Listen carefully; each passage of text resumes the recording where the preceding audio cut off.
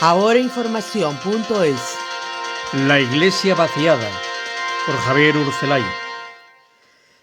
Parece ser que los obispos españoles están preocupados por la disminución del número de asistentes a las misas dominicales después del confinamiento. Lo han notado también en la bajada de la recaudación en los cepillos de las iglesias. Y la cuestión preocupa. La caída podría llegar a un 40%. Es ya un lugar común decir que el coronavirus ha cambiado nuestras vidas y que algunos cambios han llegado ya para quedarse. Son frases hechas y tópicas que se repiten en los periódicos. Sin embargo, no hay nada que haya venido para quedarse que no estuviera ya de alguna forma presente. Y desde luego, muchas cosas que han venido se irán por la misma puerta cuando esto pase. Mascarillas, geles, distancias sociales. Lo que sí ha hecho el coronavirus es acelerar algunas tendencias preexistentes, es decir, adelantar de alguna manera el futuro previsible. Por ejemplo, las compras por Internet, el teletrabajo, la explosión de las redes sociales, el dominio de las 5 grandes tecnológicas, las tendencias de los poderes a controlar nuestras vidas y dictar nuestros comportamientos y el vaciamiento de las iglesias. La tendencia al vaciamiento de las iglesias viene observándose de manera constante desde hace ya bastantes años. Los españoles, que hace algunas décadas constituíamos la reserva espiritual de Occidente, junto con irlandeses y polacos, nos hemos ido europeizando y con ello abandonando la religión y la práctica religiosa. Las iglesias españolas van despoblándose y encontrar en ellos un menor de 40 años o incluso varones empieza a ser raro. Según una reciente encuesta del CIS, ya solo el 57% de los españoles se declaran católicos, 10 puntos menos que al inicio de la pandemia, y cuando hace apenas un par de décadas la cifra estaba en torno al 90%. Entre la juventud, la asistencia regular a la misa dominical está por debajo de 1 de cada 10. En una reciente encuesta de World Vision y Barna Group, a la pregunta sobre la importancia de la dimensión religiosa en sus vidas, el 60% de los jóvenes entrevistados respondían que poco o nada. Tampoco el panorama de los curas es mucho más alentador. Rara avis es un celebrante que baje de los 60 o de los 70 o incluso de los 80, es decir, sacerdotes jubilados que siguen al pie del cañón porque falla la tasa de reposición. Los seminarios están vacíos. Las congregaciones religiosas subsisten gracias a las vocaciones de los países subdesarrollados.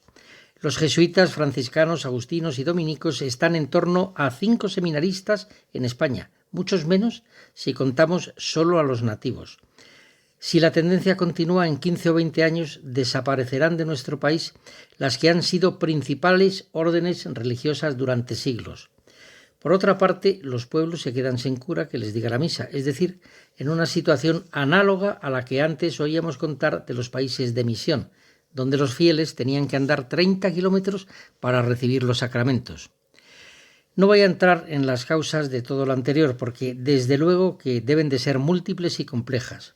Solo señalo que van en paralelo con la proliferación eclesiástica de planes pastorales, comisiones de trabajo, documentos consensuados y deseos de los obispos, y más que obispos, de resultar simpáticos y políticamente correctos. Y en paralelo también a esa tendencia actual de convertir a la Iglesia en una ONG, porque si la cosa va de ayudar a los más necesitados, a los migrantes, refugiados y marginados, ¿para qué necesita un joven comprometerse al celibato, la pobreza, la obediencia? En este contexto, el coronavirus no ha cambiado nada, pero sí se puede haber acelerado las cosas, es decir, la progresión hacia una iglesia vaciada, y en esto sí que podemos descubrir algunas responsabilidades. El trabajo de los curas, sanar las almas, no fue considerado trabajo esencial durante el confinamiento, y nuestros obispos aceptaron de buen grado y con plena sumisión todo aquello. Tampoco era el momento de organizar plegarias y rogativas como antaño. Un bien superior, la salud de la población, justificaba todos los sacrificios, incluso el del culto divino. Los sacerdotes deberían seguir diciendo sus misas en privado y los fieles no habría ningún problema porque podrían seguir la Eucaristía desde sus casas, en la televisión, por Internet o incluso por la radio. La situación era excepcional y lo primero, la salud de todos, era lo primero. Lo importante era seguir las recomendaciones del Ministerio de Sanidad, el Ministerio de la Verdad orwelliano, que se convirtió en gran administrador apostólico. ¿Cuándo podrían abrir las iglesias? ¿Con qué aforo? ¿En qué horarios? ¿Y con qué ritual? Mascarillas, pasillos, señalizaciones, espaciamiento en los bancos. Los obispos completarían el cuadro con más instrucciones sanitarias: circulación para acercarse a recibir la comunión, extensión de los brazos para la distancia de seguridad con el sacerdote, mamparas en los confesionarios, en los pocos que siguen funcionando, y sustitución del signo de la paz por una pequeña inclinación de cabeza o un guiño a la señora de al lado. En España fueron muy pocas las voces episcopales que se dieron entonces cuenta de todo lo que aquello significaba, del mensaje que se estaba dando a la feligresía con tanto anteponer la salud y tanta sumisión a los dictados del gobierno orwelliano.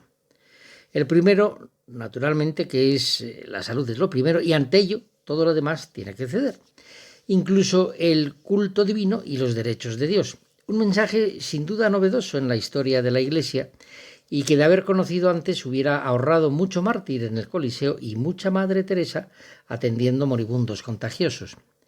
El segundo es que el gobierno tiene autoridad para abrir y cerrar iglesias y para disponer el orden interior en las mismas.